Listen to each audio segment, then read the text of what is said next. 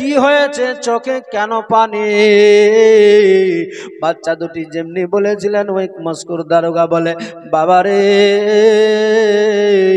আসলে তোমাদের কথা শুনে আমার যে কলেজা ফেটে গেল রে বাবা। আর যদি সত্যি তোমাদেরকে আমি রেহাই করে দিতে পারি, তোমরা রাসূলুল্লাহর দরবারে যদি জানিয়ে দিতে পারো, আমার নামটা যদি রাসূলুল্লাহর রওজা শরীফে গিয়ে বলতে পারো, তাহলে আমি কত বড় ভাগ্যবতী হব। আমার মতো কি আর ভাগ্যবান হতে পারে বলো? আল্লাহ তাআলা আল্লাহর হুকুমে আমার রাসূলুল্লাহর দরবারে তোমরা পৌঁছে যাবে। আর তোমরা পৌঁছে গেলে সালাম জানিয়ে দিলে, আমার নাম বলে দিলে, আমার জান্নাতের মধ্যে আমার রাসূলুল্লাহ ঠিকানা করে দিবে। বাবুরে আজ তোমরা যেই কথা বলেছ, আমি আসলে পারবো কিনা পারবো আমার তো জানা নাই। তবে আমি চেষ্টা করি বাবারে, যেন তোমাদেরকে আমি সোনার মদিনাতে পৌঁছে দিতে পারি। এটাই আমার আশা, এটাই আমার মনের বাসনা, এটাই আমার চেষ্টা করি আমি। ও বাবা ভাই, এই বলে গো মস্কুর দারোগা নিজের জেলখানার মধ্যে থেকে বাচ্চা দুটিকে বের করে নিলেন, নিয়ে চলে গেলেন নিজের বাড়িতে। দরওয়াজার মধ্যে আওয়াজ দিয়েছে, বলে বিবি রে দরওয়াজা তাড়াতাড়ি করে খুলে দে। বলে কে গো তুমি, কে এসেছো আমার দরওয়াজাতে এত রাত্রি, গভীর রাত্রিতে? বলে বিবি রে অন্য কেউ নাই, আজ তোমার জীবন সঙ্গিনী তোমার স্বামী আছে, একটু দরওয়াজা খুলে দাও তাড়াতাড়ি করে। বলে স্বামী গো আপনি কেন এই মুহূর্তে, আপনি তো জেলখানার মধ্যে থাকার কথা, আপনার জেলে ডিউটি আছে, এই গভীর রাত্রিতে দরওয়াজায় কেন এসে আওয়াজ দিলে? যেমনি বলেছে গো মস্কুর দারোগা বলে, বিবি রে তাড়াতাড়ি করে একটু জেলের গেট দরওয়াজাটা নিজের খুলে দে, দেখ না আমি কি নিয়ে এসেছি রে। যেমনি জেল দরওয়াজা নিজের খুলেছে, মস্কুর দারোগার বিবি, মস্কুর দারোগার স্ত্রী যেন দেখতে পায় দুইটা হাতের মধ্যে বাচ্চা দুটি ধরা আছে, দুইটা হাত ধরে আছে। বলে স্বামী গো এই বাচ্চা দুটি কি অপরাধ করেছে যার জন্য আজকে তাদেরকে এমনি করে ধরে নিয়ে আসলে? এত ফুটফুটে চেহারা, যাদের দিকে তাকাতে গেলে মনে হচ্ছে পূর্ণিমার চাঁদের থেকেও তাদের চেহারার মধ্যে বেশি আলো আছে। এই বাচ্চা দুটি কি চুরি করেছে? এই গভীর রাত্রিতে চুরি করেছে, যার জন্য তুমি নিয়ে আসলে বাড়িতে। যেমনি বলেছে বাচ্চা দুটির হাত দুটি ছেড়ে নিজের বিবি, নিজের স্ত্রীর মুখে হাত দিতে লেগেছে। বলে বিবি রে যা বললি খবরদার আর বলবি না, আর বলবে না। বলে কেন গো স্বামী কি হয়েছে? বলে বিবি এরা অন্য কই নাই, এই বাচ্চাগুলো চোর নাই, কোনো ডাকাত নাই, কারো বাড়ি থেকে কোনো মাল চুরি করে নাই, এ কোনো সাধারণ ছেলে নয়, এ কোনো কুফার বাচ্চা নয়, কারো সন্তান নয় রে বিবি। বলে তাহলে কে আছে গো স্বামী? বলে আজকে আমি যাকে নিয়ে এসেছি, ও বিবি তুমি শুনেছ, তোমার জানা আছে নবীর নওয়াসা ইমাম হোসেনের আপন চাচাতো ভাই যে এসেছিল কুবাই, যে আজকে দুনিয়া থেকে করে দিয়েছে যারে বিদায়, আজকে তারই এই দুটি বাচ্চা, দুটি সন্তানকে জেলের মধ্যে বন্দি করেছে রে বিবি রে। আজকে আমি সহ্য না করতে পেরে এই বাচ্চা দুটিকে তুলে নিয়ে চলে আসলাম নিজের বাড়িতে। আমি মনে করি বিবি আমাদেরও তো সন্তান আছে, আমাদেরও বাচ্চা আছে, আমাদেরও ছেলে আছে। আজকে এই বাচ্চা দুটি কোনো অপরাধ করে নাই, তাদের কোনো অন্যায়, কোনো দোষ নাই, তারা কিছুই জানে না, তারা কিছু জানে না, তারা কিছু বুঝে না। আজকে সেই বাচ্চা দুটিকে জেলের মধ্যে বন্দী করে রেখেছে বিবি রে।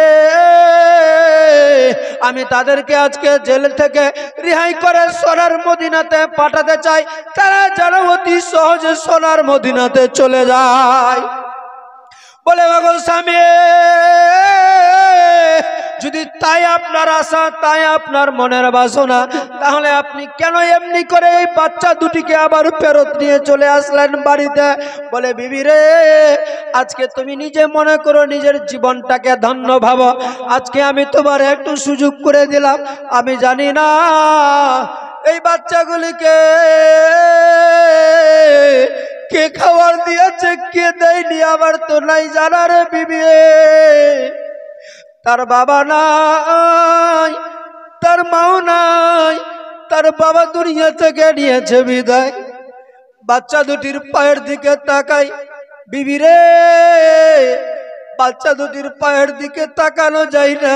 রাস্তায় দৌড়াতে দৌড়াতে তাদের পায়ের মধ্যে ফসা পড়ে গিয়েছে, পায়ের মধ্যে বড় বড় ফোকা দেখা যায়, অনেক জায়গায় পাথর লেগে তাদের পাগুলো কেটে গিয়েছে। বিবি রে, তার জন্য নিয়ে এসেছে একটু বাড়িতে, যদি পারিস তুই এই মুহূর্তে ভালোভাবে একটু আদর যত্ন করে দে বাচ্চা দুটিকে। যদি আজ আদর যত্ন করতে পারো, বাচ্চা দুটিকে যদি খাওয়াতে পারো, এই বাচ্চা দুটি তোমার প্রতি যদি রাজি হয়ে যায়, আমার রাসূলুল্লাহ খুশি হয়ে যাবে। আমার নবী যদি খুশি হয়ে যায়, আল্লাহ তাআলা তোমার প্রতি রাজি হয়ে যাবে। যেমনি বলেছে, বলার সাথে সাথে বাচ্চা দুটিকে নিয়ে মস্কুর দারোগা ভিতরে চলে গেল। বিবি আর দেরি করা যাবে না, তাড়াতাড়ি করে রেডি করো তুমি, আমি যাচ্ছি জেলের ভিতরে, কারণ আমাকে আবার খোঁজাখুঁজি করতে পারে।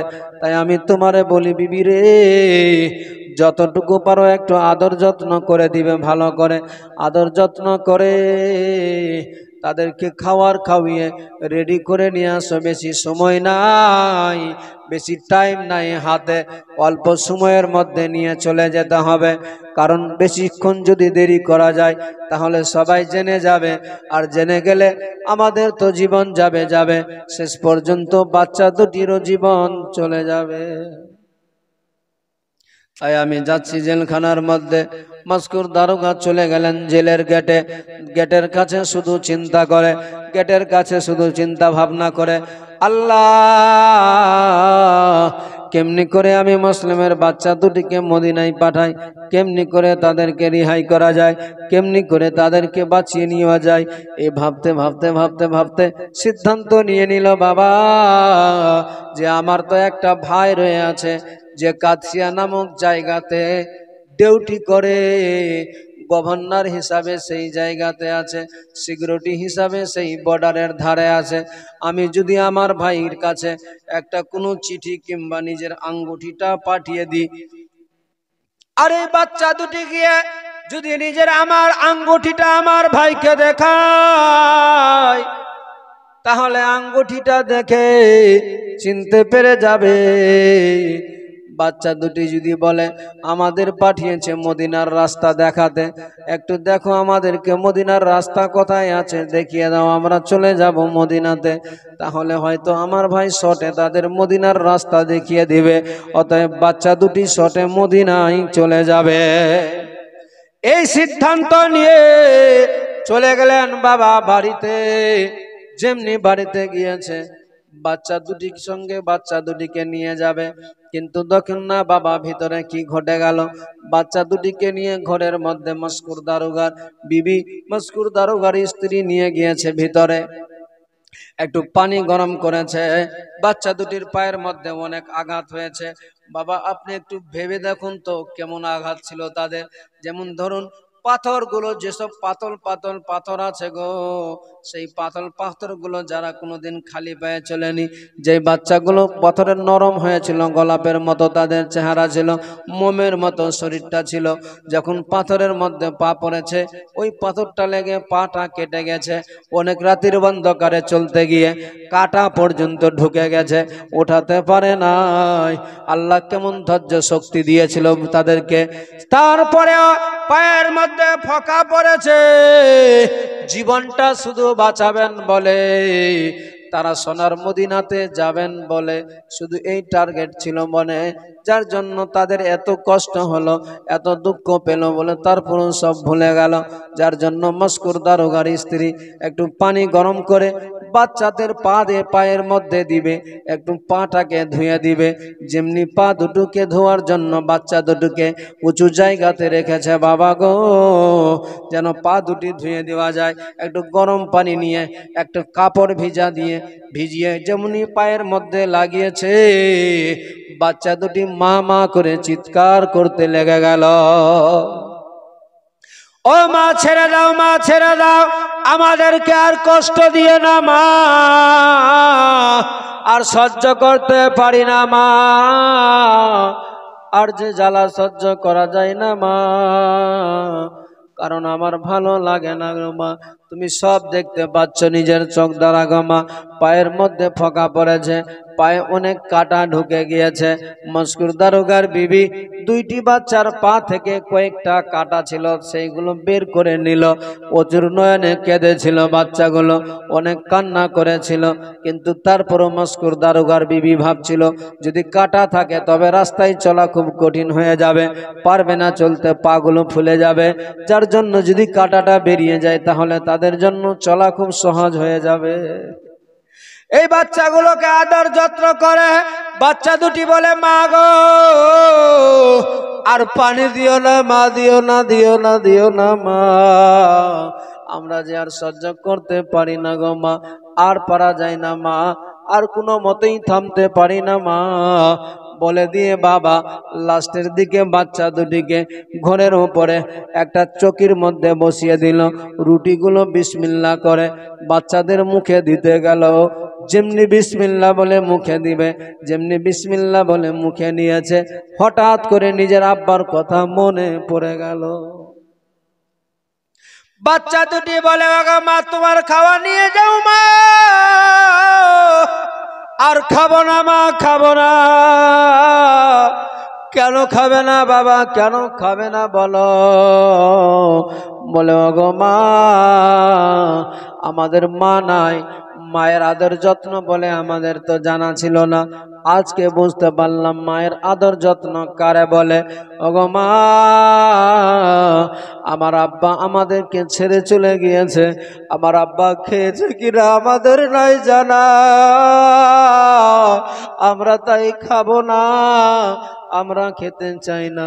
বাচ্চা দুটির মাথায় হাত বোলাচ্ছে, বলে বাবা রে আসলে তোমার বাবা নাই বেঁচে, তোমার বাবা চলে গিয়েছে দুনিয়া ছেড়ে, তোমার বাবা তোমাদেরকে রেখে চলে গিয়েছে। বাচ্চা দুটি বলে আমার আব্বা তো চলে গেল, সেই আব্বা কি খাওয়ার খেলো কি খেলো না আমাদের যে জানা হয়নি, জানতে পাইনি। যে আব্বা আমাদেরকে আগে না খাইয়ে কোনোদিন খাওয়ার খেলো না, সেই আব্বাকে ছেড়ে আজকে কেমনি করে আমরা খাওয়ার খেয়ে নিব? সেই আব্বাকে ছেড়ে কেমনি করে খেতে পারি? না না না না, হবে না মা। বাচ্চা দুটিকে বুকে জড়িয়ে বলে বাবা আসলে তোমার বাবা নাই, তোমার আব্বা আর ফেরত আসবে না।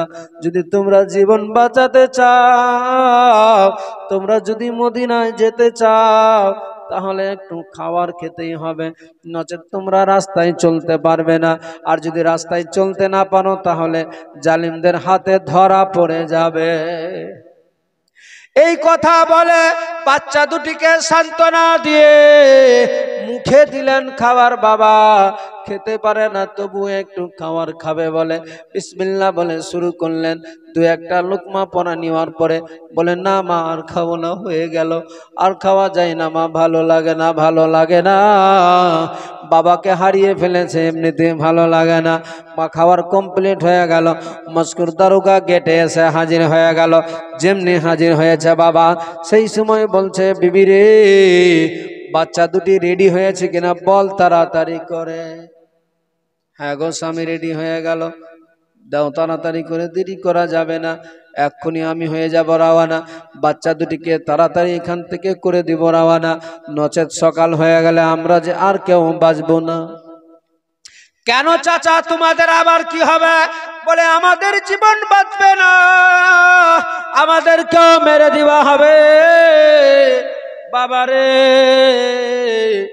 তোমরা চলে যাবে, তোমরা যাওয়ার পরে আমাকে জিজ্ঞাসাবাদ করা হবে, তোমরা যাওয়ার পরে আমাকে জিজ্ঞেস করা হবে যে তোমার বাবা তোমাদের কে কোথায়, তোমরা তোমার কাছে যে বাচ্চা দুটি ছিল সে বাচ্চা দুটি কোথায় গেল, আমাকে তখন উত্তর দিতে হবে। তখন বলো বাবা আমি কি বলবো তাদেরকে, তারা তখন জেনে যাবে যে এই মুসলিমের বাচ্চা দুটিকে মস্কুর দারোগা ছেড়ে দিয়েছে। বাবারে সেই সময় আমাকে ছাড়বে না, আমাকেও শুধু নয় আমার ফ্যামিলির যতজন আছে সবাইকে ওবায়দুল্লাহ নিজের দরবারে নিয়ে নিজের রাজপ্রাসাদে নিয়ে আমাদেরকে কঠিন থেকে কঠিন সাজা দিবে। তবে বাবা সাজা দিবে তাতে কোনো পরবা নাই, তাতে কোনো চিন্তা নাই, সাজা নিতে রাজি আছি কিন্তু তোমাদেরকে রাখতে রাজি নয়। যাও বাবা তোমরা চলে যাও, যেই করে হোক না কেন তোমরা আগাও, তোমরা রাস্তা নিয়ে নাও, দেরি করা যাবে না, তাড়াতাড়ি আগাও, তাড়াতাড়ি সামনে যাও। যেমনি বলেছে মস্কুর দারোগার বাচ্চা দুটি এক পা দুই পা করে বাড়ি থেকে বেরিয়ে গেল, দরওয়াজার সামনে গেল। মস্কুর দারোগা নিজের আঙ্গুঠিটাকে খুলে নিল, খোলার পরে ওই বাচ্চা দুটির হাতের মধ্যে তুলে দিল, বলে বেটারে ও বাবারে দেখো দেখো তোমাদেরকে আমার কাছে দেওয়ার মতো কিছু নাই, এই মুহূর্তে আর কোনো টাইমও নাই, এই আঙ্গুঠিটা দিয়ে দিলাম তোমাদের হাতে, এই আংটিটা নিয়ে চলে যাবে তোমরা সরাসরি কাদসিয়া নামক জায়গাতে। ওই জায়গাতে আমার ভাই রয়ে আছে, আমার ভাইকে গিয়ে বলবে, এই শুধু আঙ্গুঠিটা দেখাবে।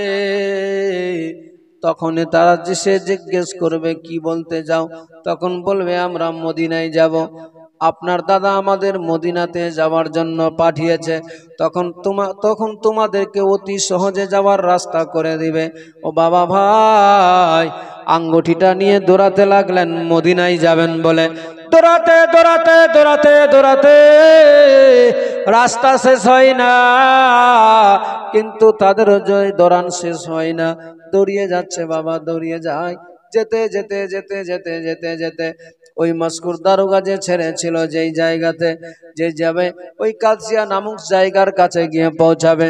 কিন্তু দেখুন বাবারে তাদের বর্দিষ্টে যে লেখা আছে, আল্লাহ তাআলা তাদের বর্দিষ্টে সিলমোহর মেরে দিয়েছে যে তোমাদেরকে এই কারবালা এই কুফার মতো জায়গাতেই থাকতে হবে, তোমাদের সোনার মদিনায় যাওয়া হবে না। এই বাচ্চা দুটি দিয়ে জানতো না যে আমাদেরকে সোনার মদিনায় আর নিয়ে নেওয়া হবে না, সোনার মদিনায় যে আমাদের যাওয়া হবে না, বাচ্চা দুটির যে জানা ছিল না, যার জন্য তারা মদিনায় যাওয়ার জন্য দৌড়াতে দৌড়াতে দৌড়াতে দৌড়াতে পাগলের মতো দৌড়াচ্ছিল বাবা। মাত্র 7-8 বছরের বাচ্চা, তারা শুধু নিজের জীবন বাঁচাবে বলে, রাসূলুল্লাহর রওজায় যাবে বলে দৌড়াচ্ছিলেন বাবা। কিন্তু দেখুন না তাদের বর্দিষ্টে যে নাই লেখা তারা যে আর মদিনায় যেতে পাবে না, তাদের যে মত রয়ে আছে, তাদের সময় যে সময় কাছিয়ে গিয়েছে, নিকটে চলে এসেছে, তাদের কুফাতেই থাকতে হবে। সারা রাত্রি দৌড়াতে দৌড়াতে ঘুরতে ঘুরতে ঘুরতে ঘুরতে ঘুরতে ঘুরতে ওই কুফার ওই কাদসিয়া নামক জায়গায় না গিয়ে আবার শেষ মুহূর্তে ফজরের টাইমে যেই জেলের গেট থেকে ছেড়েছিল ওই জায়গায় আবার অন্য রাস্তা দিয়ে ঘুরে আবার গেটের কাছে দাঁড়িয়ে গেল। ভাই কথায় আসলাম, চোখ খুলে দেখছে, এই তো এটাই তো জেল, আমরা তো এখান থেকেই গেলাম, কেন দাদা আমরা কি মদিনা যেতে পাবো না? এত দৌড়ালাম তারপরেও কি আমাদের যাওয়া হবে না? মুসলিমের দুটি বাচ্চার মধ্যে বড় ছেলে বলছে, ভাই চেষ্টা তো দুইজনাই করে যায়, আপ্রাণ চেষ্টা করার পরেও আজ দেখতে পাচ্ছ নিজের চোখের সামনে ভাই যে আমরা সারা রাত দৌড়ালাম, সারা রাত দৌড়ার পরে তারপরেও আজ আমরা জেলের গেটের সামনে দাঁড়িয়ে আছি। ভাই আমাদের নির্দিষ্টে লেখা হয়ে গিয়েছে আমরা আর মদিনায় যেতে পাবো না, আমাদের মদিনায় যাওয়া হবে না, আমাদের মদিনাতে আর নসিবে জুটবে না। তাই মনে করি ভাই এখন তো আর কথা বলা যাবে না, যদি চাও বাঁচতে, যদি চাও থাকতে, আবার সময় যদি আসে রাত্রিবেলায় আবার আমরা বেরিয়ে যাব ভাইরে। তাই এখন একটা বড় সুযোগ আছে, সূর্য উদয় হওয়ার আগে আমরা চলো দৌড়াই, কোথাও পালিয়ে যাই, কোথাও গিয়ে লুকিয়ে যাই। দৌড়াতে দৌড়াতে দৌড়াতে দৌড়াতে ছোট্ট বাচ্চা আর কতই বা দৌড়াবে। এই বাচ্চাগুলোর কত শরীরে আল্লাহ তাআলা ধৈর্য দিয়েছিল, কেমন শক্তি দিয়েছিল, কেমন সবুর দিয়েছিল। আল্লাহ ওই বাচ্চা দুটিকে দৌড়াতেই আছে, বাচ্চা দুটি দৌড়াতেই আছে। দৌড়াতে দৌড়াতে দৌড়াতে দৌড়াতে দেখতে পাওয়া যায় সূর্য যেন উদয় হতে লাগছে, সূর্য হয়তো উঠে যাবে। আর আবার একটি রাস্তায় দেখতে পাচ্ছে যে কিছু লোক, ধরো ধরো কথায় পাওয়া যাবে মুসলিমের ছেলেরা জেল থেকে পালিয়ে গেল, যে করে হোক না কেন তাদেরকে তুলো, তাদেরকে ধরো, এই কথা তাদের কানে এসেছে। আর রাস্তায়, অন্য রাস্তায় দৌড়াতে না গিয়ে সরাসরি একটা বড় পুকুর ছিল বাবা, বড় পাহাড়ের মতো পাটাল ছিল, ওই পাহাড়টা বাঁধানো ছিল। ওই জায়গাতে একটা কাঁঠাল গাছ ছিল, সেইখানে তারা জীবন বাঁচানোর জন্য চট করে দেখছে সামনের দিকে লোক, পিছন দিকেও যাওয়া যাবে না, যদি পিছন দিক থেকেও চলে আসে, চট করে তারা পাহাড়ের উপরের দিকে উঠে গেল। যেমনি উঠেছে দেখছে ওই পারে আর কোনো রাস্তা নাই, ওই পারে পানি রয়ে আছে, অন্য দিক দিয়ে ঘাট আছে, নামা যাবে না। বাচ্চা দুটি ভাবলো ভাই রে, আর তো নিচে যেতে পাবো না, এখন যদি নিচে নামি তাহলে নিচে আমরা ধরা পড়ে যাব, সামনের দিকে আগাতে গেলে পুকুরে পড়ে যাব, কোনো দিকে যাওয়ার আর রাস্তা নাই, আর কোনো পথ নাই। একটাই রাস্তা আছে আমাদের কাছে, একটাই পথ আছে আমাদের মাঝে। যদি এখন জীবন বাঁচাতে চাও ভাই রে, তাহলে এই জায়গাতে এই যে গাছটা দেখা যায়, এই যে পুকুরটার মাঝে উপর দিকে যে একটা গাছ রয়ে আছে, এই কাঁঠাল গাছটা একটা এমন পুরনো গাছ ছিল বাবা, যে গাছটা অনেক বড় ছিল, অনেক মোটা ছিল, কিন্তু গাছটার ভিতরটা খেয়ে নিয়েছিল, ঘুনে খেয়ে নেওয়ার কারণে ফপরা হয়ে গিয়েছিল, ফপলা হয়েছিল। ওই বাচ্চা দুটি কোনো দিকে না ভেবে বলছে ভাই, জীবন যদি বাঁচাতে চাও তাড়াতাড়ি ওই গাছের ফপরার মধ্যে, ওই গর্তটার মধ্যে আমাদেরকে ঢুকে যেতে হবে। বলুন সুবহানাল্লাহ। এ ভাই, এ বাবা, ওই গর্তের মধ্যে ঢুকবে? আপনি কি ভেবেছেন উঁচু জায়গাতে যেই গর্তের মধ্যে গাছের ভিতরে গর্ত আছে? আচ্ছা ভাবুন তো, ওই গর্তের ভিতরে সাপ কি থাকতে পারে না, বিচ্ছু থাকতে পারে না, কি না থাকতে পারে? কিন্তু তারা অন্য কিছু না ভেবে জীবনটাকে বাঁচাবেন বলে কিছু কোনো দিকে না তাকিয়ে, সময় যে নাই তাদের হাতে, তারা ঘোরা করে বাচ্চা দুটি ওই গর্তের ভিতরে চলে গেল। যেমনি গিয়েছে বাবা, একটা গাছ বড় ধরনের ফপলা ছিল বটে, কিন্তু কতই বার বড় হতে পারে। বাচ্চা দুটি ঢুকেছে, কিন্তু দুইজন ঢুকার কারণে অর্ধেকটা মাথা, অর্ধেকটা বডি বাইরে থেকে গেছে, আর অর্ধেকটা ভিতরে ঢুকেছে, অর্ধেকটা বাইরে থেকে গেল। আচ্ছা বলুন তো, এই জায়গাটা যেমন এটা একটা খাম্বা আছে, এইটা উল্টো দিকে যদি সূর্যটা ওইদিকে যায়, তাহলে গেলে এই দিকে এই খাম্বাটার ছাবানটা দেখা যাবে না? যাবে না? যাবে। পুকুর আছে একদিকে, দেখতে পাচ্ছে পুকুরটা ওইদিকে, এরা আছে বাম সাইডে। সূর্য ডুববে পশ্চিম গগনে, এরা আছে পশ্চিম সাইডে ওই গর্তের মধ্যে। আর যখন সূর্যটা ডুববে তখন কিন্তু পানির মধ্যে সম্পূর্ণ অর্ধেক ছাবানটা পানিতে পড়ে যাবে। এই বাচ্চা দুটির জানা ছিল না, তবে বাচ্চা দুটি এটাও জানে না এই পানি নিতে এখানে আবার কোন মানুষ আসবে। রাতটুকু, এই দিনটুকু কাটাবো, সন্ধ্যা হলেই আবার আমরা দৌড়াতে লাগবো মদিনার দিকে। মুসলমান, এ মা বোন, একবার ভাবুন, ভেবে দেখেন, একবার চিন্তা করুন, আমরা কেমন অন্তর আমাদের। আমরা কিছু বুঝতে চাই না, আমরা কিছু বুঝি না, বুঝেও না বুঝার ভাঁজ করি। আপনি একবার সত্যি করে বলুন তো, এই কষ্টটা যদি ওই বাচ্চার না হয়ে আপনার যদি ছেলের সন্তানের হতো, তাহলে আপনি কি করতেন, কেমন করে সহ্য করতেন? আপনি যদি সব জানতেন, জেনে বুঝে আপনার সন্তানের এই কষ্ট হতো, আপনি কি সহ্য করতে পারতেন? আমার নবী বলেছেন যে, ও আমার উম্মতিরা, আমারে যতক্ষণ পর্যন্ত নিজের ছেলে মেয়ে বিবি বাচ্চা সবার থেকে বাবা মা সবার থেকে যতক্ষণ আমারে বেশি না ভালোবাসতে পারবে ততক্ষণ তোমরা পুরো মুমিন মুসলমান হতে পারবে না। এই মুসলমান ভাই, আজকে সেই নবীর আওলাদ, সেই নবীর খানদান দুটি সন্তান আজকে তারা নিরুপায় নিরপরাধ, তারপরেও তাদের প্রতি এই জ্বালা জুলুম অত্যাচার একবার ভেবে দেখুন তো তারা কি কষ্ট করেছিল, তারা কেমন জ্বালা যন্ত্রণা সহ্য করেছিল। আজকে আমরা 2-1 ঘন্টা বসে তাদের জ্বালা যন্ত্রণার কথা শুনতে পারি না। বাস্তবে বলি সত্যি এটাই, যদি আপনি এই জায়গাতে বসে তিনাদের জিন্দেগানি শুনতে গিয়ে, তিনাদের দুঃখ ভরা কথা শুনতে গিয়ে আপনার অন্তরে একটু যদি মায়া দয়া হয়ে যায়, আপনার অন্তরে যদি একটু ছোঁয়া লেগে যায়, আপনার চোখ দিয়ে যদি পানি যায়, আপনি যদি একটু দুঃখ করেন, পানি না গিয়েও যদি দুঃখ আসে, আল্লাহ তাআলা ফেরেশতাদেরকে বলবে, দেখো দেখো আমার নবীর উম্মতিরা আজকে আমার নবীর আওলাদের কথা শুনে তাদের অন্তরে বড় দুঃখ লেগেছে, তাদের অন্তর কেঁদেছে, তাদের চোখের মধ্যে পানি এসেছে। ফেরেশতারা সাক্ষী থেকে যাও, আমি আল্লাহ নবীর ওসিলাতে আহলে বাইতের আথারের ওসিলাতে তাদেরকে আমি জান্নাতে ঠিকানা করে দিব, তাদের জীবনের সব গুনাহ ক্ষমা করে দিব। এটাই তো একটা রাস্তা, এটাই তো একটা পথ, এটাই তো একটা মত যে আমরা নিজের গুনাহ থেকে নিজের গুনাহগুলো ঝরানোর জন্য এই জান্নাতি বাগানে এসে যদি বসে 2-1 ঘন্টা তিনাদের দুঃখ ভরা জিন্দেগানি শুনে, তিনাদের কথা শুনে চোখের পানি আসবে, তিনাদের কথা শুনে আখিরাতের কথা মনে পড়বে, তিনাদের কথা শুনে সব হাদিস কোরআনের কথা মনে আসবে, তিনাদের কথা শুনে মনে পড়বে সঠিক বেঠিক কোনটা আছে, তিনাদের কথা শুনে মনে হবে যে আমরা কোন পথে, তারা ছিল কোন পথে, আমরা তিনাদের কথা শুনে মনে হবে তারা কি করে গিয়েছে, আমরা কি করে যাচ্ছি আজ পৃথিবীতে। যদি আপনি সত্যিকারী নিজে নিজে যদি পার্থক্য করতে পারেন, নিজে নিজে যদি পার্থক্য করে নিতে পারলেন, তাহলে আপনার ভিতরে আপনি পূর্ণ মুমিন মুসলমান হয়ে যেতে পারবেন।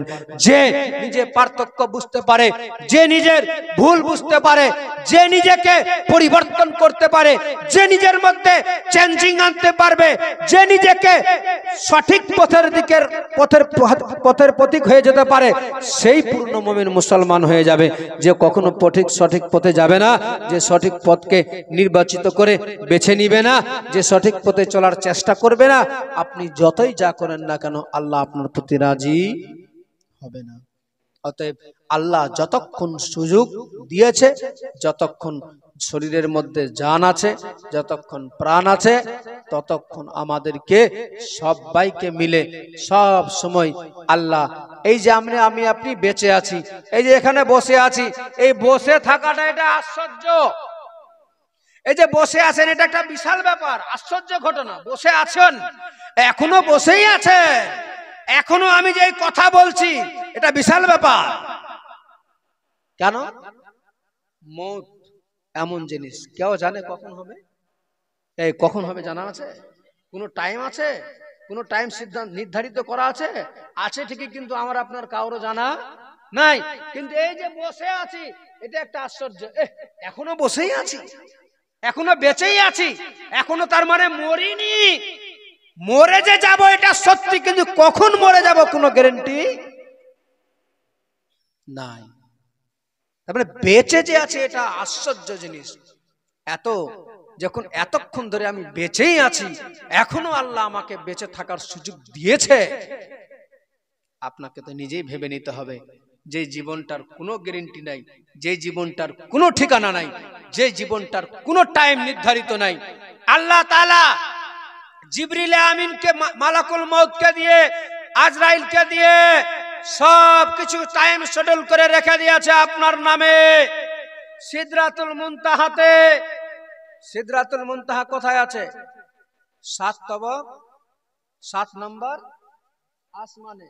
এবার 7 নম্বরটা যদি বলা হয়, এই জমিন থেকে আসমানের রাস্তা, আসমান যেতে কতক্ষণ লাগবে? 500 বছরের রাস্তা। হাদিস শরীফে আছে দ্বিতীয় আসমান কত বছরের? তার থেকে ডবল 500। যদি বলা যায় তৃতীয় কত? আরো ডবল 500। তারপরে কত? আরো ডবল 500। তাহলে হিসাব করেন কত কোটি কোটি বছর লেগে যেতে পারে। সেই সিদরাতুল মুনতাহাতে আল্লাহ তাআলা একটা গাছ রেখেছে, যেই গাছটা আছে, গাছটার নাম কি আছে? কি গাছের নাম আছে? হ্যাঁ, সিদরাতুল মুনতাহাতে একটা গাছ আছে, গাছ। ওই গাছটাতে সব কিছু রাখা আছে। গাছটাতে প্রত্যেকটা মানুষের জন্ম থেকে মৃত্যু পর্যন্ত তার টাইম নির্ধারিত করা আছে। ওই গাছটার এক একটা পাতা বড় বড়, ওই হাতি যে আছে, ওই হাতির যত বড় বড় কান হয় তার থেকেও বড় বড় পাতা আছে।